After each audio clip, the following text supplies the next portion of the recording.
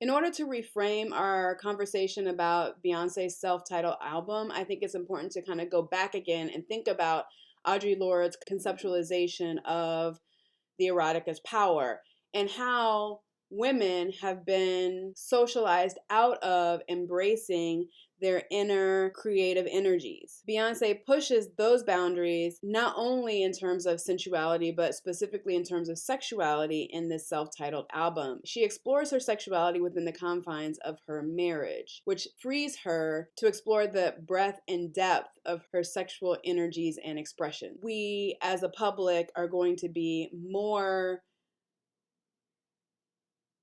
accepting of the limits, are going to be more accepting of her exploration because of the fact that she is in a heterosexual relationship that has institutional legitimacy. It really is very difficult for Black women on the ground and in the public sphere to reimagine their sexuality because of these histories of sexual and racial violence.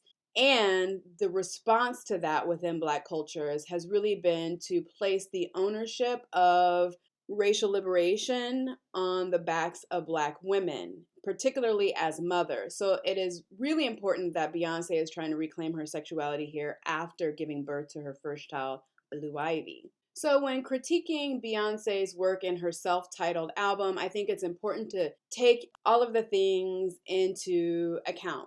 It is complicated in the sense that it is both a revelation and it also adheres to dominant cultural conventions around gender, sexuality. We see in Beyonce her attempts to come into herself, but at the same time, she is still constrained by both dominant cultural expectations about women and a politics of respectability. So at the same time that she's pushing those boundaries, she's still constrained by those boundaries.